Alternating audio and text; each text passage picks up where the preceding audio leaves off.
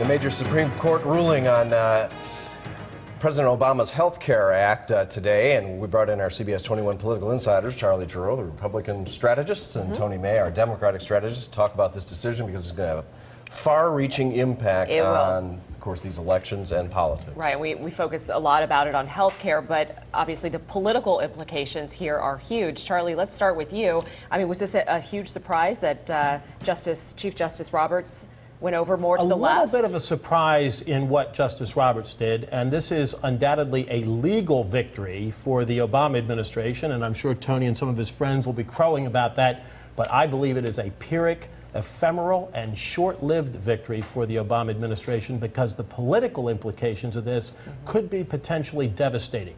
This is going to ignite the Republican base. It's going to gin up people's opposition to the so-called mandate, which was very unpopular as it was, because now that people understand that it truly is a tax, it's a tax, which the Obama administration had been saying all along it was not, they are going to be outraged. This is the president, Charlie, said he wasn't going to raise taxes, you speak. And now he's going to put the biggest tax increase in American history on the middle class. The council said it. They recounted the arguments, the oral arguments, Tony. He actually said the IRS collects this, yes. What's going to happen is John Boehner, the Republican leader of the House, is going to force his members in a re-election year to take a vote to repeal the law preventing prevention of medical insurance for pre-existing conditions. They're going to remove the protection of no lifetime cap. Protection of maternity benefits for all women under health insurance policy. They're going to be forced to take a vote saying, I'm against that, I'm against that, I'm against that. Now, they're going to say they're against Obamacare. It doesn't matter, Charlie. What they're going to lose are the maternity benefits go into effect July 1. You're way off of Main Street here, Tony. Main Street doesn't matter. It's the facts we're talking about. What the American people don't want is this mandate. You do not need, nor do they want a because they believe in Republican belief in Pinocchio is going to take care of them. No, this is the model that Obama wants, which is can't get the federal government for free. is going to take. Absolutely, you can. Absolutely, would argue that you have to have car insurance if you want to drive. The federal government doesn't mandate that you have car insurance, though, and driving a car is still an option. This takes away the option, Rob. You have to do it, and that was what was very interesting about this case. The court said, interestingly, that if the Commerce Clause had been applied, which Tony and his friends on the Democratic side have been saying what this was all about, it's unconstitutional.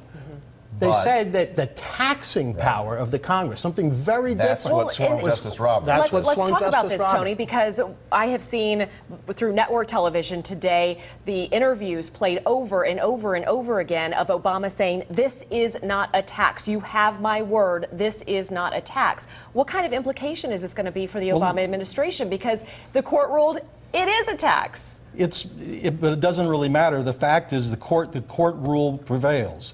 If the president said he didn't intend it to be a tax, he did not intend it to be a tax, but the Supreme Court says by majority rule that it is a tax. So how is he going to handle politically, that? He's going to say his counsel conceded it during oral arguments. Exactly. I mean, this is the thing. This was the hocus pocus of this all along. The little pieces that Tony talked about, which are not inconsequential. They're not little pieces. They're important to 40 or 50 million Americans. They are, but there was no disagreement about those, Tony. But you're going to repeal it now. Yes, absolutely. And then we absolutely, there you are.